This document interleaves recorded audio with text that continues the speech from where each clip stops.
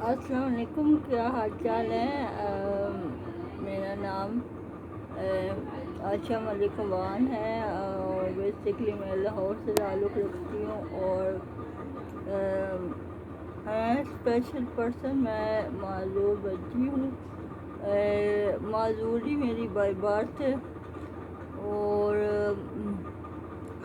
Cousin marriage ہونے کی وجہ سے کچھ کمپلیکیشنز آئے تھے اور جس کی بنا پر بائی برتھ میری ڈسیبلٹی ہے۔ ڈسیبلٹی کو اس کا نام تو ایگزیکٹ میرے سے پوچھے تو سچی مجھے نہیں پتا، لیکن اسے مائنر سی پی کہا جاتا ہے، مطلب کہ پٹھوں کا کھچاؤ۔ تو باقی الحمدللہ میں بڑے ایکٹیو طریقے سے میں نے اپنی واکر چلانی، سارا کچھ کرنا۔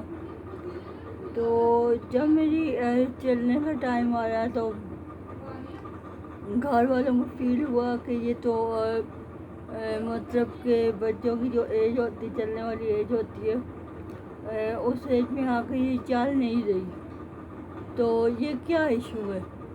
تو وہ پھر کیا کہتے ہیں، اس کے بعد ظاہری بات ہے ڈاکٹر کو دکھایا اور ڈاکٹرز نے مائنر سے نا میرے پاؤں ٹیڑھے تھے، تو ڈاکٹرز نے کہا جی ان کا آپریٹ ہوگا تو ان کے پاؤں سیدھے ہو جائیں گے، تو پھر یہ چلنے شروع ہو جائیں گی۔ خیر ماں باپ تو ہر ممکن کوشش کرتے کہ کچھ ایسا ہو جائے جس وجہ سے ہمارا بچہ ٹھیک ہو جائے۔ جہاں پہ بتانا انہوں نے لے کے جانا، دم ڈلوانا، سارا کچھ، لیکن کوئی ان چیزوں کا کوئی فائدہ نہیں تھا۔ اچھا خیر آپریٹ ہوا۔ آپریشن میرا جب ہوا تو پاؤں سے لے کر پورے اوپر تھائی تک انہوں نے پلسٹر کر دیا۔ تقریباً 3 مہینے میرا پلسٹر رہا تھا۔ اس پلسٹر میں میری والدہ کو پتہ ہے انہوں نے کس طریقے سے مجھے سنبھالا کی ہے۔ تو خیر اس کے بعد 3 مہینے بعد جب پلسٹر اوپن ہوا، ساروں کو جی جیسے ایک وہ آپ کو امید ہوتی ہے کہ جی اس کے بعد ہمارا بچہ یا بچی چلنے شروع ہو جائے گی، تو خیر ایسا کوئی حالات نہیں تھے۔ پلسٹر اوپن ہوا تو کیا کہتے ہیں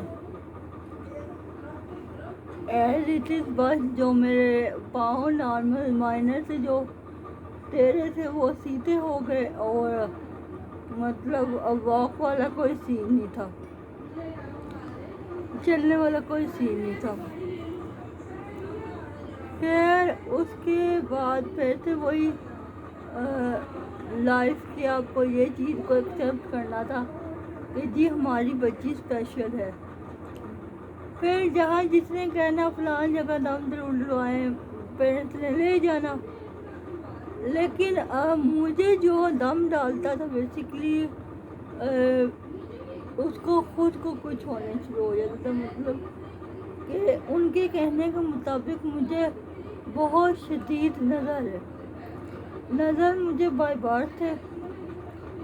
کہتے نا نظر تو پتھر بھی توڑ دیتی ہے، تو پھر ہم تو پھر ایک انسان ہے، تو وہ نظر کے اثرات ہو بھی سکتے ہیں، اور جس کی بنا پہ کیونکہ باقی میری جو ڈسیبلٹی ہے نا وہ کسی اینگل سے شو نہیں ہوتی، نہ تو میرا لیگ کا ایشو ہے، لیگ ٹوٹلی میری نارمل ہے، فزیک میری نارمل ہے، تھوڑا سا جو آپ ہاتھوں میں کھچاؤ دیکھتے ہوں گے یا میرے بات کرنے میں تھوڑا کھچاؤ آتا ہے، ادروائز مائنڈ میرا نارمل بندے سے بھی زیادہ کام کرتا ہے، ہر چیز میں فوراً سے پک کر لیتی ہوں۔ تو بات اب کسی طرح بھی بندہ کہے نا یار اس کی یہ معذوری ہے یا یہ ایشو ہے جس کی وجہ سے یہ نہیں کر پاتی، پھر بھی بندہ کھا لیتا ہے اکثر وہ گھر والے رہتے ہیں یہ نا ویسے ایکٹنگ کرتی ہے. جب ہم سارے سو جاتے ہیں نا یہ رات کو اٹھ کے نا آگے پیچھے چلتی ہوگی. مطلب بات وہی آتی ہے نا کہ جی اوبیسلی اس کی باڈی کے لحاظ سے تو آپ کو کہیں بھی ڈسیبلٹی نہیں نظر آتی. چیئر پہ بیٹھی ہوں تو بالکل ہی لوگوں کو تو پتہ ہی نہیں چلتا کہ جی اس کے اندر کوئی ایشو ہے. خیر کہانی کو آگے چلاتے ہیں. آگے یہ تھا کہ جی اسکول لیول آ گیا. اس زمانے میں اتنی اویئرنیس بھی نہیں تھی اور اتنے اب تو پھر سینٹرز کھل گئے ہیں اور تھوڑی سی اویئرنیس لوگوں کے اندر آ گئی ہے. تو تب ایک اسکول ہوتا تھا گورنمنٹ کا اسکول تھا بھیڑ پنڈ کے قریب. تو بہت اچھا اسکول تھا نو ڈاؤٹ بہت زبردست اسکول تھا. مطلب وہاں ایجوکیشن ہائی لیول کی. وہاں پہ آپ کو آپ کی ٹریٹمنٹ بھی ہوتی تھی ایکسرسائز ہوتی تھی آپ کی ٹانگوں کو ہیٹ دی جاتی تھی. آپ کا دن کا ٹائم کا جو مطلب بریک ٹائم وہ سارا ان کا ہوتا تھا. ایک دودھ کا کپ 2 بریڈ کے سلائسز اور جو وہ کیا کہتے ہیں جس فروٹ کا سیزن ہوتا تھا وہ ایک فروٹ اور بنانا اور ایپل. یہ چیزیں تو ماسٹ ہوتی تھی کہ آپ کو گھر سے لنچ لے کے جانے کی کوئی ضرورت نہیں ہوتی تھی. آپ فل ہو جاتے تھے. اچھا اور ایک دودھ کا کپ شاید میں نے پہلے بھی بول دیا ہوگا. چلا تو اچھا چلتی گئی لائف بڑی زبردست. بڑا انجوائے کیا میں نے اسکول لائف میں کیونکہ بہت ہی مطلب جس کو کہتے ہیں نا بڑا پپو بچہ اس قسم کا میں بچہ تھی. اسکول میں میری ایک تھی مس وہی اس بندی نے مجھے ماؤں کا پیار دیا ہے. مس جاوید ان کا نام ہے. میں ضرور ان کا نام لوں گی. اللہ پاک وہ جہاں بھی ہیں سدا سلامت رکھے اللہ پاک انہیں. تو میں کیونکہ صفائی کے معاملے میں میری ماں جی ماشاء اللہ بہت صفائی پسند ہے. یونیفارم میرا صاف ہوتا تھا ہوم ورک میرے کمپلیٹ ہوتے تھے. مطلب A to Z نا ٹوٹل اوکے ہوتا تھا.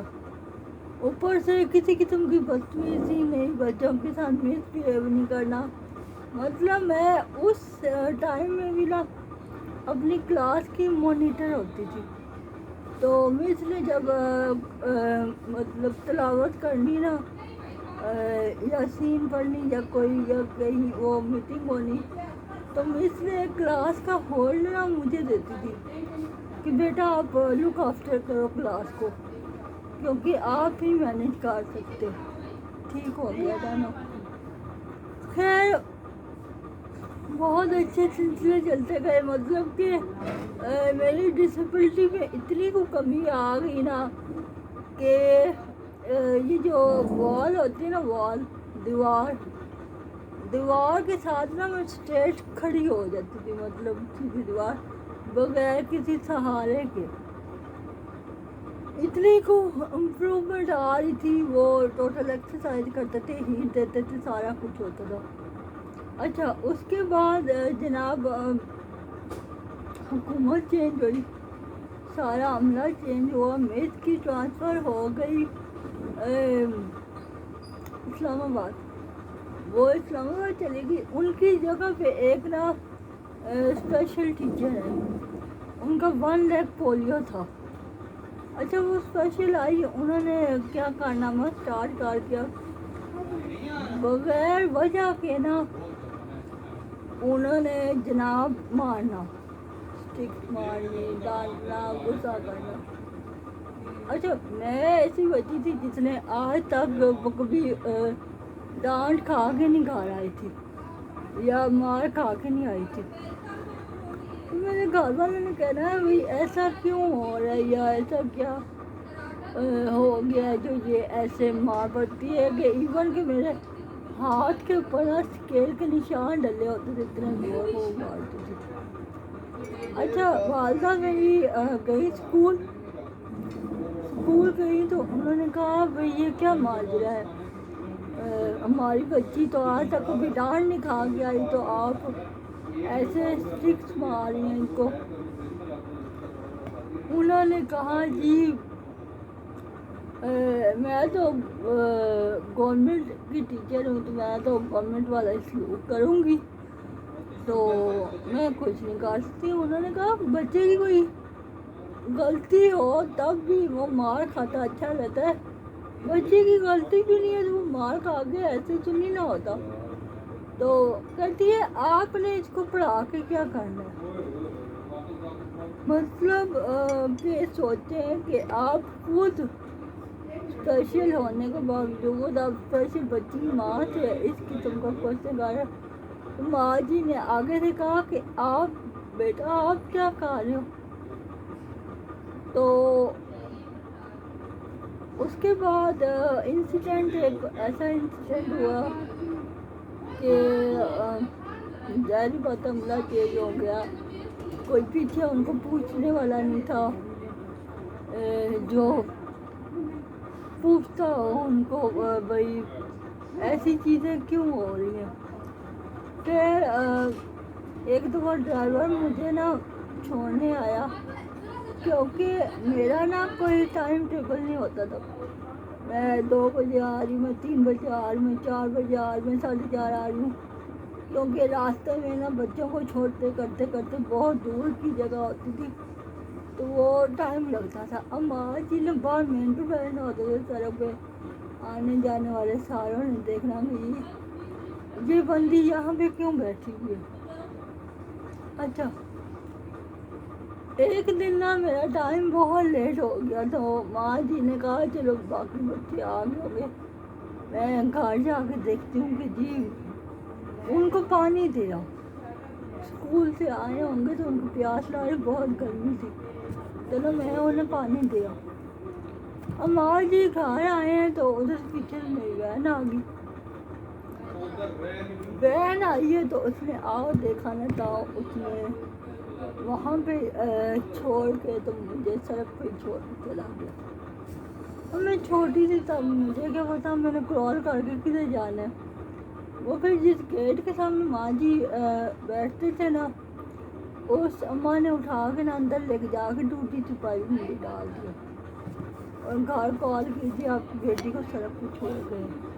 ماں جی نے تو نہ دوپٹہ دیکھا نہ جوتی دیکھی، ایسے بھاگتی ہوئی آئی۔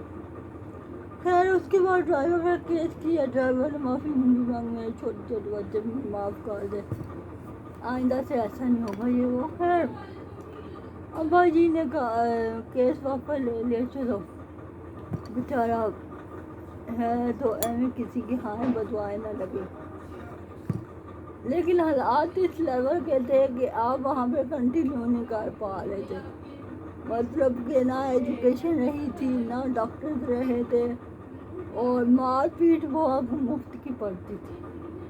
اچھا اس کے بعد زندگی آگے، مطلب کہ عائشہ اب گھر میں ہے۔ اسٹڈی کا تو مجھے جنونی لیول تک شوق تھا، میں نے کہا میں نے پڑھنا ہے تو مجھے گھر ٹیچر لگوا کے دیں، انہوں نے مجھے پیرنٹس نے ٹیچر لگوا کے دی۔ ٹیچر نے 8ویں سے آ کے ہاتھ جوڑ دیا، بیوی میری تو ہو گئی بات، تو کیونکہ پہلے بھی تم خود ہی پڑھتی تھی اور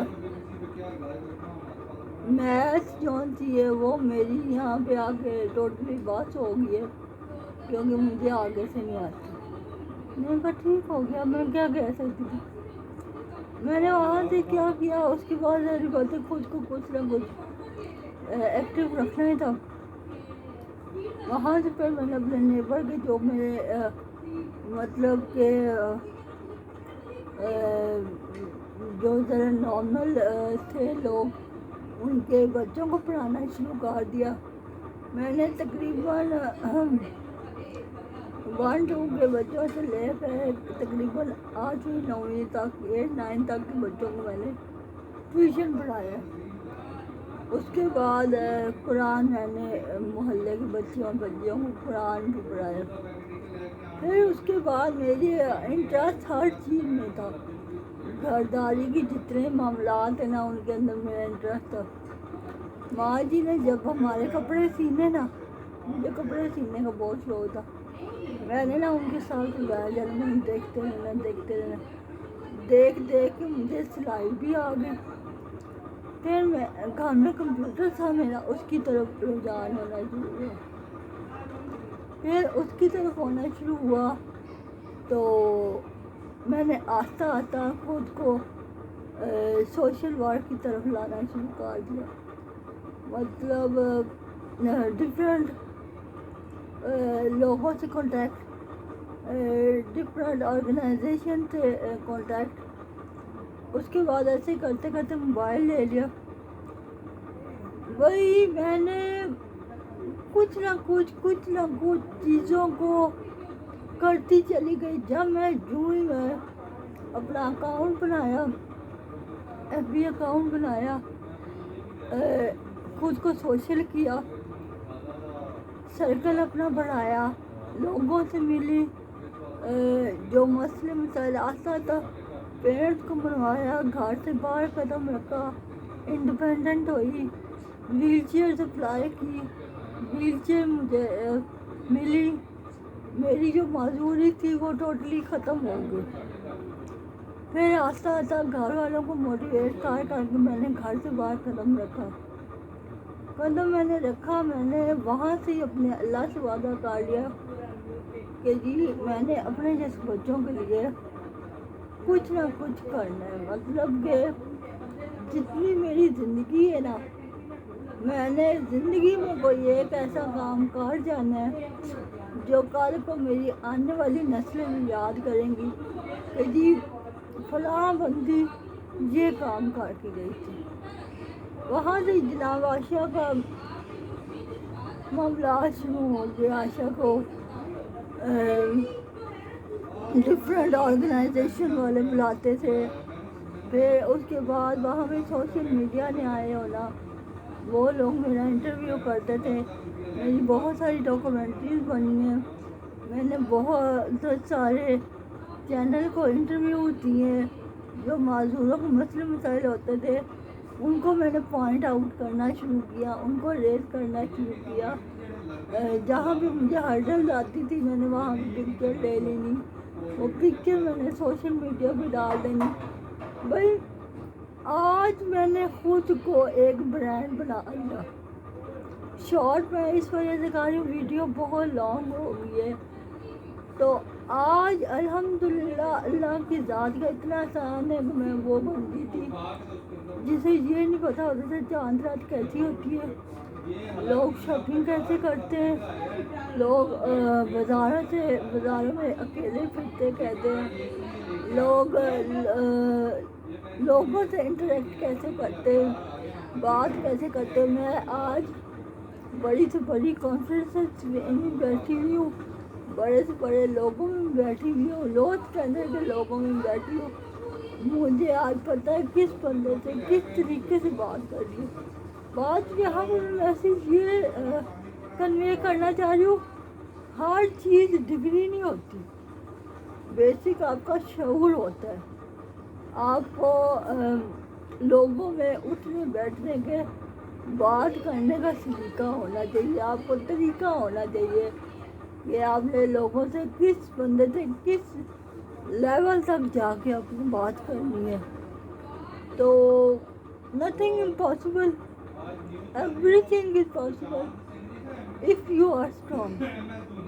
اگر آپ اسٹرانگ ہو اور آپ کے ارادے بلند ہیں، کوئی کام آپ کے لیے مشکل نہیں ہے اور کوئی کام رکنے والا نہیں ہے.